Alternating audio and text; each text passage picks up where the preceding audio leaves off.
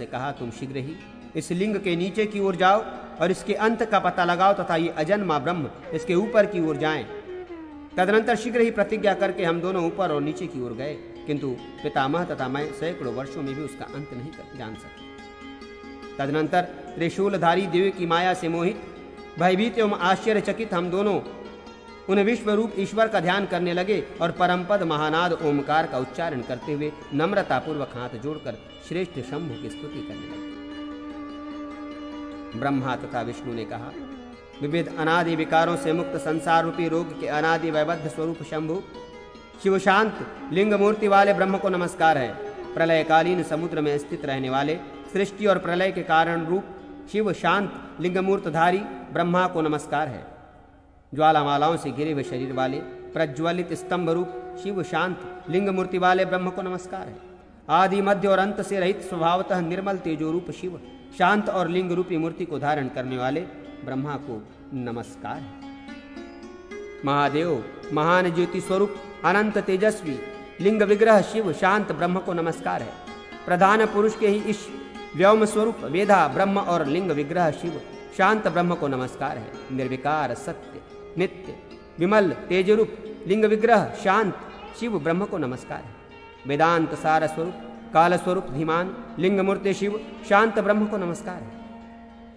इस प्रकार स्तुति करते रहने पर महायोगी महेश्वर देव प्रकट हो गए और हजारों करोड़ों मुख से आकाश को मानो ग्रास बनाते हुए करोड़ों सूर्य के समान सुशोभित होने लगे। हजारों हाथ और पैर वाले सूर्य चंद्रमा तथा अग्नि रूप तीन नयन वाले पिनाक धनुष को हाथ में धारण करने वाले चर्मांबरधारी त्रिशूलधारी सर्प का यज्ञोपवीत धारण करने वाले और मेघ तथा दुदुम्बी के सदृश स्वर वाले भगवान महादेव ने कहा, श्रेष्ठ देवों, मैं प्रसन्न हूं। मुझे महादेव की ओर देखो और समस्त भय का परित्याग करो।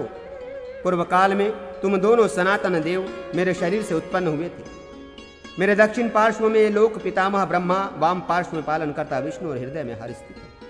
मैं तुम दोनों पर भली भांति प्रसन्न हूं, इसलिए यथेष्ट वर प्रदान करूंगा। ऐसा कहकर महादेव शिव स्वयं मुझे तथा देव ब्रह्मा का आलिंगन कर अनुग्रह प्रदान करने के लिए उद्यत हुए। तदनंतर प्रसन्न मन वाले नारायण तथा पितामह ने महेश्वर को प्रणाम कर उनके मुख की ओर देखते हुए कहा, देव, यदि प्रीति उत्पन्न हुई और यदि आप हम दोनों को वर देना चाहते हैं तो ये वर दें कि हम दोनों की आप महेश्वर में नित्य भक्ति बनी रहे। तब उन प्रसन्न हुए परम ईश्वर भगवान ईश महादेव ने प्रसन्न मन से हंसते हुए मुझसे कहा। देव बोले, धरणीपते वत्स हरि, तुम सृष्टि पालन और प्रलय के कर्ता हो, इस चराचर विश्व का पालन करो। हे विष्णु, मैं निर्गुण तथा निरंजन होते हुए ही भी सृष्टि रक्षा तथा प्रलय के लिए अपेक्षित गुणों के द्वारा ब्रह्मा विष्णु तथा हर नाम से तीन रूपों में विभक्त हूँ। विष्णु, मोह का परित्याग करो, इन पितामह का पालन करो, ये सनातन भगवान आपके पुत्र होंगे। कल्प के आदि में भी आपके मुख से प्रकट होकर घोर रूप धारण कर हाथ में त्रिशूल धारण किए आपका कोध्वज बनूंगा।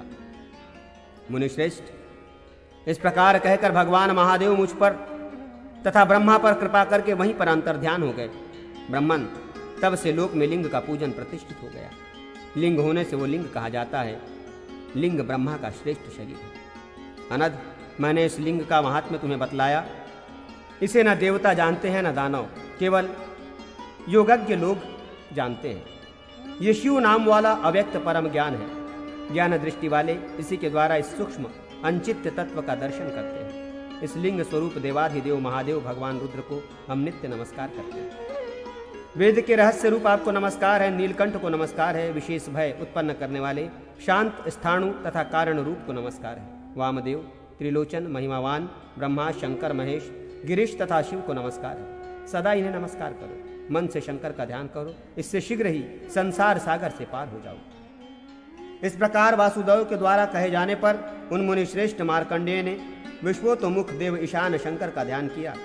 श्री कृष्ण की विनयपूर्वक प्रणाम कर उनकी आज्ञा प्राप्त कर महामुनि मार्कंडेय त्रिशूल धारण करने वाले देवाधिदेव के अभिष्ट स्थान पर चले गए। जो इस श्रेष्ठ लिंगाध्याय को सुनेगा, सुनाएगा अथवा पढ़ेगा, वो सभी पापों से मुक्त हो जाएगा। विप्रेंद्रो, वासुदेव के श्रेष्ठ तपश्चरण को एक बार भी सुनने वाला मनुष्य पाप से मुक्त हो जाता है अथवा प्रतिदिन इसका निरंतर जप करने से ब्रह्मलोक में प्रतिष्ठित होता है। ऐसा महायोगी प्रभु कृष्ण द्वैपायन ने कहा है।